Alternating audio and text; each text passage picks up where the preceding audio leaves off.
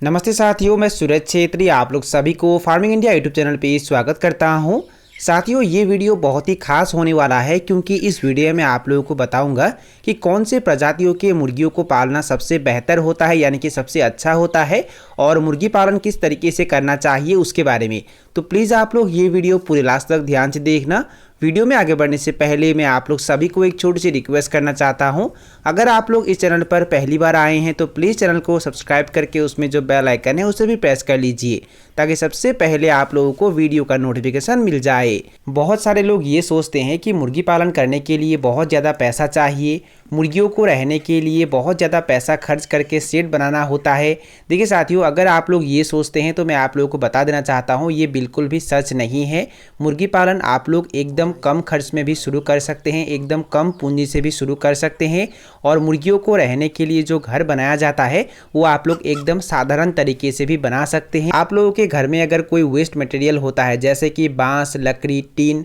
इस तरीके के चीज़ों का इस्तेमाल करके भी आप लोग एकदम साधारण तरीके से एक मुर्गी घर का निर्माण कर सकते हैं। इन लोगों के पास ज़्यादा पैसा होता है, वो ज़्यादा पैसा खर्च करके मुर्गी घर का निर्माण करते हैं, पर ऐसा भी नहीं है कि आप लोगों को भी उसी प्रकार का मुर्गी घर ही निर्माण करना चाहिए तभी आप लोग मुर्गी पालन कर सकते हैं। देखिए साथियों, अगर आप लोग मैंने बताए हुए तरीकों से एकदम साधारण तरीके से भी मुर्गी घर का निर्माण करते हैं तब भी आप लोग मुर्गी पालन कर सकते हैं। साथियों, मुर्गी घर आप लोग जैसा भी निर्माण कीजिए, पर मुर्गी घर निर्माण करते समय आप लोगों को कुछ बातों पर ध्यान देना होता है, जैसे कि मुर्गी घर का जो दिशा है वो हमेशा पूरब से पश्चिम होना चाहिए और मुर्गी घर को हमेशा ऊंचा बनाना चाहिए ताकि बारिश का जो पानी है वो फार्म के अंदर तक ना जाए। अगर बारिश का पानी फार्म के अंदर तक चला जाता है तो उसके वजह से फार्म गीला हो जाता है और फार्म गीला होने के कारण फार्म के अंदर एमोनिया बन जाता है और उसके वजह से मुर्गियों में तरह तरह के बीमार दिखाई देते हैं। इसलिए फार्म को हमेशा ऊंचा बनाना है और उसके साथ साथ मुर्गियों को धूप से और बारिश से बचाना है और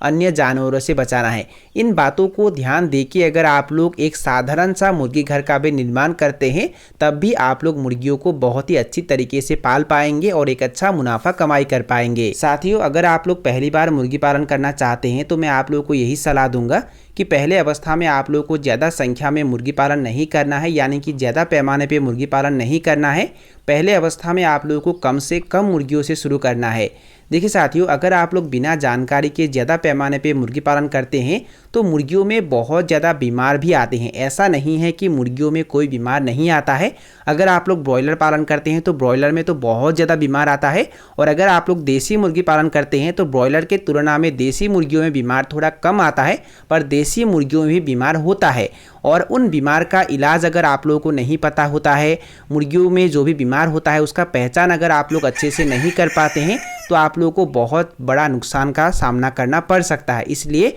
बिना जानकारी के आप लोगों को पहले अवस्था में ज़्यादा पैमाने पे मुर्गी पालन नहीं करना है। पहले अवस्था में आप लोगों को कम से कम मुर्गियों से शुरू करना है। और अगर आप लोग ज़्यादा पैमाने पे मुर्गी पालन करते हैं पहले अवस्था में तो और एक दिक्कत ये भी आता है, जो भी मुर्गियाँ बेचने के लायक हो जाते हैं तब उनका मार्केटिंग अगर आप लोग अच्छे से नहीं कर पाते हैं, उन्हें अगर आप लोग सही समय पर अच्छे दामों में सेल नहीं कर पाते हैं तब भी आप लोगों का नुकसान होता है। इसलिए पहले अवस्था में आप लोगों को कम से कम मुर्गी पालन करना है और उन मुर्गियों से जितना हो सके सीखना है और उन्हें मार्केटिंग किस तरीके से किया जाता है, कहाँ सेल करने से ज़्यादा मुनाफा होता है, ये सभी बातें आप लोगों को पहले अवस्था में अच्छे से जानना है। इसके बारे में जानकारी हासिल करना है और उसके बाद ही आप लोगों को धीरे धीरे ज़्यादा पैमाने पे मुर्गी पालन करना है। अब मैं आप लोगों को बताऊंगा कि कौन से प्रजातियों के मुर्गियों को पालना सबसे अच्छा होता है, यानी कि कौन से प्रजातियों के मुर्गी पालन करने से सबसे ज़्यादा मुनाफा होता है। देखिए साथियों, ये अगर आप लोग जानना चाहते हैं तो आप लोग जहाँ भी रहते हैं, यानी कि आप लोगों का घर जहाँ है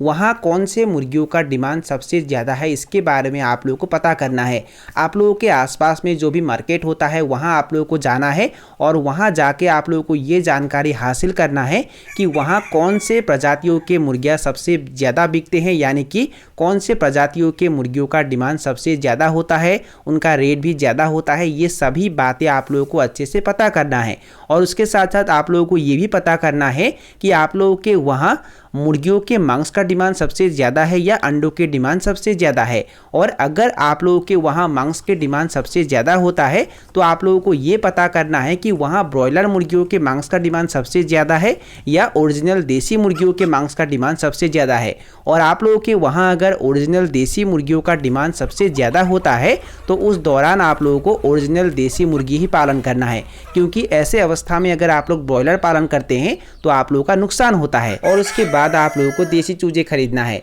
अब शायद आप लोगों के मन में ये भी सवाल हो सकता है कि देसी चूजे हम कहाँ से खरीदें। देखिए साथियों, आप लोगों के आसपास अगर कोई देसी मुर्गियों का फार्म होता है तो वहाँ आप लोगों को जाना है और वहाँ जाके आप लोगों को ये पता करना है कि वो देसी चूजे सेल करते हैं क्या। अगर वो देसी चूजे सेल करते हैं तो आप लोग वहाँ से देसी चूजे बड़ी ही आसानी से खरीद सकते हैं। और अगर बाई चांस वो देसी चूजे सेल नहीं करते हैं तो उन लोगों को ये पूछना है कि वो देसी चूजे कहाँ से खरीदते हैं इसके बारे में, और आप लोगों को जो भी वो बताएंगे उसी अनुसार आप लोग वहाँ से देसी चूजे खरीद सकते हैं। और अगर आप लोगों के आसपास कोई भी फार्म नहीं होता है, देसी मुर्गियों का फार्म नहीं होता है, तो आप लोगों को करना क्या है, आप लोगों के आसपास कोई फीड डीलर है क्या इसके बारे में आप लोगों को पता करना है। यानी कि जहां पशु पक्षियों के दाना बेचा जाता है वो आप लोगों के आसपास है कि नहीं इसके बारे में पता करना है। और अगर आप लोगों के आसपास फीड डीलर होता है तो वहां आप लोगों को जाना है और वहां जाके आप लोगों को देसी चूजे ऑर्डर करना है, क्योंकि बहुत सारे फीड डीलर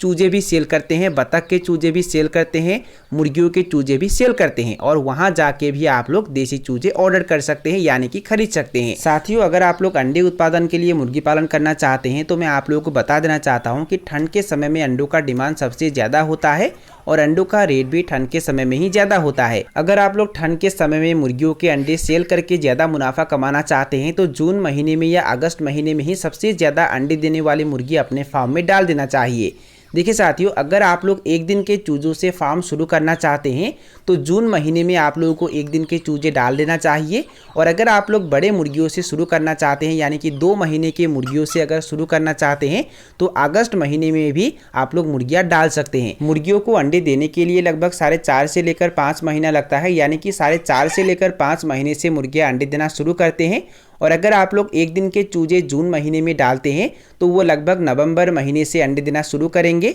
और अगर आप लोग अगस्त महीने में 2 महीने के मुर्गियां डालते हैं तो वो भी लगभग नवंबर महीने से अंडे देना शुरू करेंगे। साथियों, अगर आप लोग एक दिन के चूजों से शुरू करना चाहते हैं तो यहाँ आप लोग कम पूंजी से भी शुरू कर सकते हैं, पर यहाँ दिक्कत ये होता है कि अगर आप लोग चूजों को अच्छे से ब्रूडिंग नहीं करते हैं, सही तापमान में अगर ब्रूडिंग नहीं करते हैं तो मोर्टेलिटी ज़्यादा हो जाता है। पर अगर आप लोग बड़े मुर्गियों से शुरू करते हैं यानी कि 2 महीने के मुर्गियों से अगर शुरू करते हैं तो मोर्टेलिटी का खतरा ज़्यादा नहीं होता है, पर यहाँ पूंजी आप लोगों को ज़्यादा चाहिए, क्योंकि 2 महीने के मुर्गियाँ अगर आप लोग खरीदते हैं तो आप लोगों का खर्चा भी ज़्यादा होगा। साथियों, मैं आप लोगों को यही सलाह दूंगा कि अगर आप लोगों का पूंजी ज़्यादा है तो आप लोग 2 महीने के मुर्गियों से शुरू कीजिए, और अगर आप लोगों का पूंजी कम है तो आप लोग एक दिन के चूजों से शुरू कीजिए, पर चूजों को बहुत ही अच्छी तरीके से देखभाल करना है और चूजों को सही तापमान में ब्रूडिंग करना है। तो साथियों, यही थे कुछ जानकारी जो मैंने आप लोगों के साथ शेयर किया। और अगर आप लोगों को ये वीडियो पसंद आया और वीडियो से कुछ सीखने को मिला तो प्लीज़ वीडियो को लाइक ज़रूर करना